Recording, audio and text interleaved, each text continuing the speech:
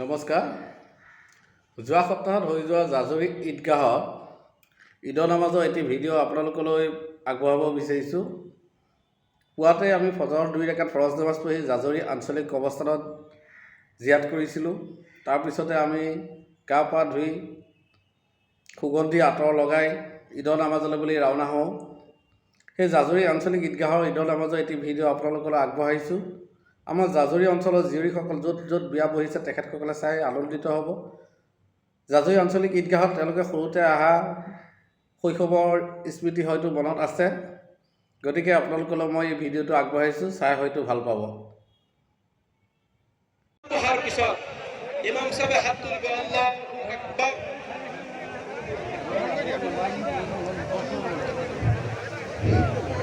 ইমাম সাহেব 2 নম্বৰ আল্লাহু আকবাৰ বুলি হাত এৰি দিব। 3 নম্বৰত আল্লাহু আকবাৰ বুলি হাত এৰি দিব আৰু 4 নম্বৰ বাৰ আল্লাহু আকবাৰ বুলি হাত বান্ধিব। প্ৰথম ৰাকাত ঈদৰ দিনা পুৱাতে 2 ৰাকাত ফৰজ নামাজ পঢ়ি আমি আঞ্চলিক কবৰস্থানত জিয়াত কৰিবৰ কাৰণে ওলাই আহোঁ। গাঁওখনৰ সকলো ৰাইজ একেলগে আহি কবৰস্থানত জিয়াত কৰা দেখা পৰিৱেশটো দেখি ঈদৰ উৎসৱটো আনন্দৰে ভৰি পৰে আৰু লগতে পৰিয়ালৰ মৃতকৰ কাৰণে আমি সকলোৱে মিলি একেলগে মাগফিৰাতৰ বাবে দোৱা কৰোঁ। এয়া দেখিছে আপোনালোকে, কবৰস্থানত জিয়াত কৰি ঘৰমুৱা হৈছে। কিছু লোক কবৰস্থানত জিয়াত কৰিবৰ কাৰণে গৈ আছে। যোৱাসকল গৈ আছে, অহাসকল আহি আছে। আমাৰ গাঁৱত প্ৰায় 14টামান মছজিদ আছে। প্ৰত্যেক খেলৰ ৰাইজে এই কবৰস্থানত জিয়াত কৰিব আহে, কাৰণ আমাৰ জাজৰিত এখনেই কবৰস্থান। গতিকে সকলোৱে মিলি একেখন কবৰস্থানতে পুৱা ফজৰ নামাজৰ পিছতে জিয়াত কৰিব আহিছিলোঁ। তাকে আপোনালোকক দেখাইছোঁ।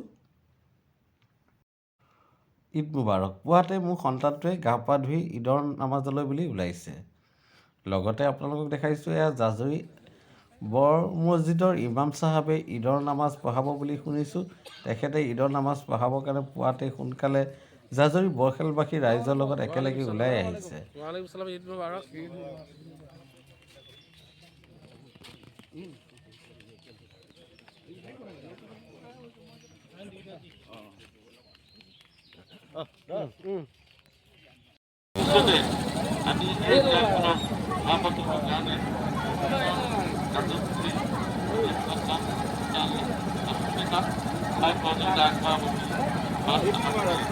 আৰু আপনি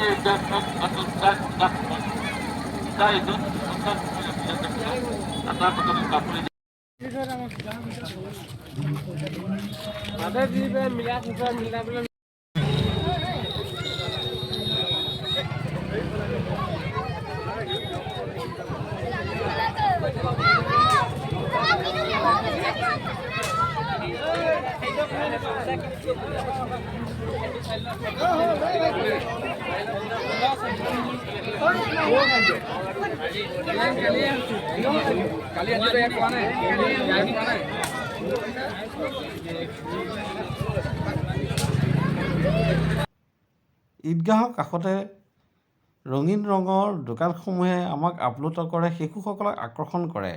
তাতে আমি দোকানীসকলৰ লগত চিনাকি হওঁ। এয়া মোৰ ওচৰৰে দাদা এজনে তামোল পাণৰ দোকান আৰু লগতে গুটখা পেকেটসমূহ লাইট কৰি ৰাখিছে। এয়া দেখিছেনে কি সুন্দৰ ধুনীয়া এখন মিঠা পাণ। আমি সৰুতে মিঠা পাণ ঈদৰ দিনা খাবলৈ বলিয়া হওঁ আৰু ঈদৰ দিনা ঈদগাহত এখন মিঠা পাণ খাই আনন্দ লভিছিলোঁ। আপোনালোকেও খাইছিল নিশ্চয়, মনত আছে চাগে, নহয় জানো? শিশুসকলে কিবা কিনিছে, কাৰোবাৰ মন গৈছে চেইন এডাল কিনিছে, কোনোবাই লকেট কিনিছে, কোনোবাই ভাইটিটোলৈ জুনুকা এটাকে কিনিছে। কিমান যে ধুনীয়া লাগে। এয়া খাৰু চাবৰ কাৰণেও ছোৱালীবিলাক পগলা হৈ থাকে। শিশুসকলৰ প্ৰতি আনন্দ। ঈদৰ দিনা ঈদগাহত 10 টকা, 20 টকা, 50 টকা পৰিয়ালে দিয়ে। তেওঁলোকে আহি ইয়াত বজাৰ কৰে নহয়, তেওঁলোকে খেল ধেমালি লগতে ছোৱালীসকলে তেওঁলোকৰ প্ৰয়োজনীয় বস্তু কিছুমান কিনি লৈ যায় ঈদগাহৰ পৰা। মা দেউতাক কয়, মামায়ে দিয়া পইচা দি এইটো কিনিছিলোঁ, নহয়নে?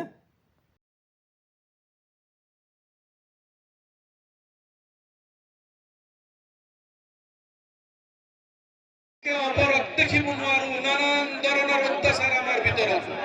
যদি ৱালৰ ভিতৰত থকা কবৰস্থানৰ নিচিনা যদি আপোনাৰ মোৰ ফিজা বনি যায়, আল্লাহৰ কসম এই দুনিয়াত আমন, এই সমাজত আমন, এই মহল্লাত আমন নাজিল কৰি দিব আল্লাহ ৰাব্বুল আলামিন। মই এটা আয়াত পঢ়িছো, লা ইউগাইয়িৰু মা বিকৌমিন হাত্তা ইউগাইয়িৰু মা বিআনফুসিহিম। নিজে পৰিৱৰ্তন হ'বলৈ খুজিব লাগিব। এই জৱানী বেছি দিনৰ নহয়, স্কিন সলনি হ'ব। এই হাত জৱান যিসকলে মোবাইল ইউজ কৰি আছে আল্লাহৰ নাফৰমানি, আল্লাহৰ কসম এই জৱানী বেছি দিনৰ নহয়। অসুস্থতা আহিব, বৃদ্ধতা আহিব, যাব লাগিব। প্ৰত্যেকক অনুৰোধ কৰিম, আল্লাহ দিয়া চকু নষ্ট নকৰিব, আল্লাহ দিয়া হাত হাৰাম কামত লিপ্ত নকৰিব, আল্লাহ দিয়া ভৰি হাৰাম কামত নাযাব, আল্লাহ দিয়া জবান মিছা কথা নকব, আল্লাহৰ নাফৰমানি বাক্য ইউজ নকৰিব। যিখিনি ফৰমান আল্লাহ ৰাব্বুল আলামিন কোৰআনত নাযিল কৰিছে, সালাহ 5 ওয়াক্ত নামাজৰ পাবন্দী, জবানৰ দ্বাৰা ভাল ব্যৱহাৰ, জবানৰ দ্বাৰা ভাল কথা, হাতৰ দ্বাৰা ভাল ইনকাম, হালাল ইনকাম। যদি আপুনি মই কোৰআনৰ নীতি হিচাপত চলিব পাৰো, আল্লাহৰ কসম আপোনাৰ মোৰ মেহনতৰ বিনিময় সন্তান নেককাৰ হ'ব, ফেমিলি সুন্দৰ হ'ব, সমাজ আবাদ হ'ব। যদি এইখিনি নকৰো, আপুনি মই বিপদগ্ৰস্ত হ'ম। যিখিনি আলোচনা কৰিছো আল্লাহ ৰাব্বুল আলামিন আপোনাক মোক সংশোধন হ'বলৈ তৌফিক দান কৰক, আমিন। আল্লাহ আপোনাক মোক সংশোধন হ'বলৈ তৌফিক দান কৰক, আমিন। ঈদ উল ফিতৰৰ 2 ৰেকাত ওয়াজিব নামাজ প্ৰতি বছৰ ইমাম সাহেব সকলে কয়, 2 ৰেকাত বেলেগ বেলেগ কৰক। 1 ৰেকাত পিছত 2 নম্বৰ ৰেকাত, প্ৰথম ৰেকাতত আমি নিয়ত কৰিম প্ৰথমে মই 2 ৰেকাত ঈদ উল ফিতৰৰ নামাজ ওয়াজিব নামাজ। এই ইমামৰ পিছত 6 তাকবীৰ জাহিদৰ সৈতে কিবলা হৈ আদায় কৰি আছো আল্লাহু আকবাৰ। হল তাৰ পিছত ইমাম সাহেব ক'ব। আপোনালোকক এটি ভাল খবৰ জনাবলৈ পাই আনন্দিত হৈছোঁ। আমাৰ অঞ্চলৰ পৰাও আগন্তুক হজৰ বাবে 2জন ব্যক্তি জাজৰি অঞ্চলৰ পৰা যাব বুলি গম পাইছোঁ ঈদগাহতে। তেখেতসকলে ৰাইজৰ পৰা দোৱা বিচাৰিছে যাতে তেখেতসকলে সুশৰীৰে হজ সমাপন কৰি আমাৰ মাজলৈ আকৌ ঘূৰি আহিব পাৰে। তেখেতসকলৰ দোৱা কবুল হওক, আল্লাহে তেখেতসকলৰ হজ যাত্ৰা কবুল কৰক। তেখেতসকলৰ লগতে জৰিয়তে আমাৰ অঞ্চলৰ পৰা সকলো বালা মুচিবত দূৰ হ'ব বুলি আশা কৰিছোঁ। আলহামদুলিল্লাহ, আল্লাহ তেখেতসকলক মাফ কৰক।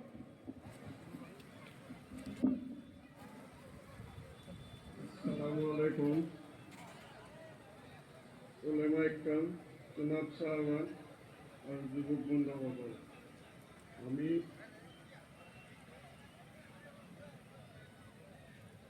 ঈদৰ শুভেচ্ছা জনালোঁ সকলোকে। আৰু মই আৰু মোৰ পৰিবাৰ দুয়োজন হজৰ নিয়ত কৰি হজৰ কাৰণে আমি কাগজ পত্ৰ কৰিছিলোঁ আৰু আল্লাহ তাআলাই কবুল কৰিছে। সেয়েহে আমি 18 এপ্ৰিল তাৰিখে হজলৈ যাম বুলি নিয়ত কৰি ওলাইছোঁ। আল্লাহ তাআলাই কবুল কৰক। আপোনালোকৰ ওচৰত এটাই অনুৰোধ, মোৰ যদি মই এজন ব্যৱসায়ী মানুহ আছিলোঁ, বেপাৰ বিজনেছৰ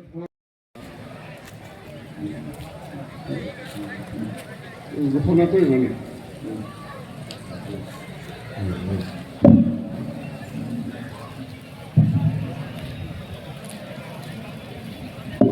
মাননীয় ওলামা ইকৰাম, বুজুৰ্গানে দিন, মুৰব্বীৰ এজাম, যুৱক ভাই বন্ধুসকল, খন্তেক পিছতেই আমাৰ নামাজ আৰম্ভ হ'ব। গতিকে বাহিৰত থকা লোকসকলক অতি সোনকালে ঈদগাহৰ মাঠত আহি নিজৰ নিজৰ আসন গ্ৰহণ কৰিবৰ কাৰণে আহ্বান জনালোঁ। এতিয়া আমাৰ আজিৰ ইমাম সাহেব, জাজৰি বড় মছজিদৰ ইমাম মুফতি মৌলানা মোহাম্মদ আব্দুল বছিৰ সাহেবে বৰ্তমান তেখেতে ঈদৰ নামাজ পঢ়াব। তেখেতক আমাৰ ইমাম সাহেবে 2 নম্বৰ আল্লাহু আকবাৰ বুলি হাত এৰি দিব, 3 নম্বৰত আল্লাহু আকবাৰ বুলি হাত এৰি দিব আৰু 4 নম্বৰ বাৰ আল্লাহু আকবাৰ বুলি হাত বান্ধিব। প্ৰথম ৰেকাতৰ চিষ্টেম সূৰা কাৰাত যেনে আছে তেনে থাকিব। আকৌ 2 নম্বৰ ৰেকাতত ৰুকুত যোৱাৰ আগত ইমাম সাহেব 3 বাৰ আল্লাহু আকবাৰ হাত এৰিব, আপোনালোকেও হাত এৰি দিব। আল্লাহু আকবাৰ হাত এৰিব, আপোনালোকেও হাত এৰিব। আল্লাহু আকবাৰ হাত এৰিব, আমি প্ৰত্যেকে হাত এৰি দিম। 4 নম্বৰ ইমাম সাহেব ৰুকু লৈ যাব, সবই ৰুকু লৈ যাম। আমি নিয়ত কৰিম ওয়াজিব নামাজ ছয় তাকবীৰ জাহিদৰ সৈতে ইমামৰ পিছত 2 ৰাকাত ওয়াজিব নামাজ ঈদুল ফিতৰৰ আদায় কৰি আছো প্ৰত্যেকে কাটাৰ চিধা কৰি থিয় হৈ যাক ইনশাআল্লাহ সকলোকে পুনৰবাৰ ঈদ মুবাৰক যাচি মই আজি ইউনুছ আলী জাজৰি পেজৰ পৰা বিদায় মাগিছোঁ। আগন্তুক ঈদ উদ জোহাত এনেকুৱা এটা ভিডিঅ' আপোনালোকলৈ আগলৈ আগবঢ়াই নিম। আপোনালোকে চাই নিশ্চয় ভাল পালে, পাৰিলে লাইক আৰু কমেণ্ট কৰি শ্বেয়াৰ কৰিব বুলি আশা ৰাখিলোঁ। ধন্যবাদ।